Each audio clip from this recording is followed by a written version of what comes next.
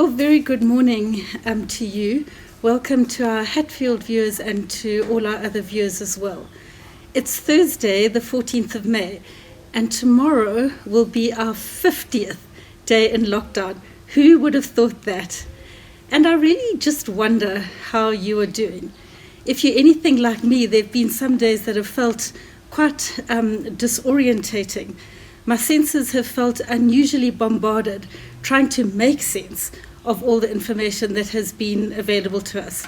I'm sure that your WhatsApps and your inboxes look something like mine.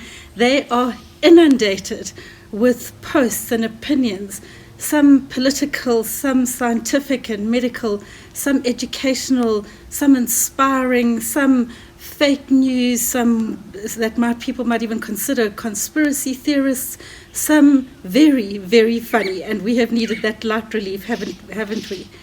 Well, my mind has been overactive. It's gone this way and that way and this way and that way. And there have been many times when it's been really difficult to sleep because my mind has just been so active. I wonder if you can relate to that. Well, I want to just tell you a tiny little story about a professor who went to a spiritual guide for help, and he asked him about God, and he said he wanted to find God. And so the spiritual guide sat him down and he poured him a cup of tea. Well, he poured until the visitor's cup was full, and then he continued to pour and pour and pour even some more. Well, the professor watched the cup overflowing and overflowing until he couldn't restrain himself anymore. And he said, "Stop, it's overfull, no more is going to go in." And like this cup, the guide said, you are full of your own opinions and speculation. How can I teach you about God until you empty your cup first? Well, I'm not a professor, and I have the greatest respect for those who are. But I do find that I need to empty my cup, as it were, on a daily basis.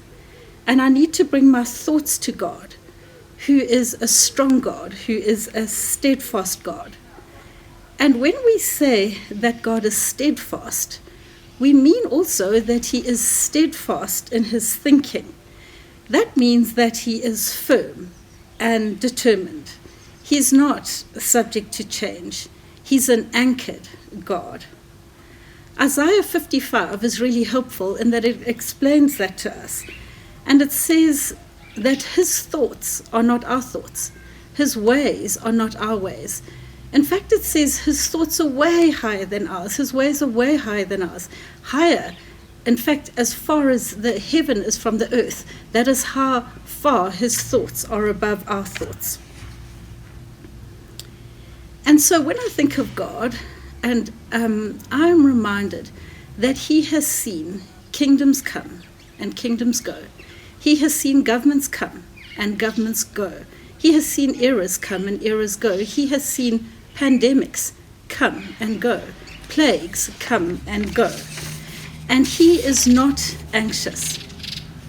Well, aren't you glad that in this uncertain time that we can be anchored in the certainty of his thoughts and his ways? We don't need to be tossed to and fro by all the stuff that we hear. I find that when I come to him, he replaces and he corrects my thinking. In my anxiety, he gives me a peace that passes all understanding. In my self-doubt, I hear him call me his beloved. In my confusion, he seems to plant ideas. When I'm tempted to hold on to what I have, he speaks about living generously and open-handedly. Where I see death, he sees resurrection. And so daily I come and I trade my thoughts and I trade my ways for his thoughts and his ways. Isaiah 55 also exhorts us to incline our ears that our souls might live.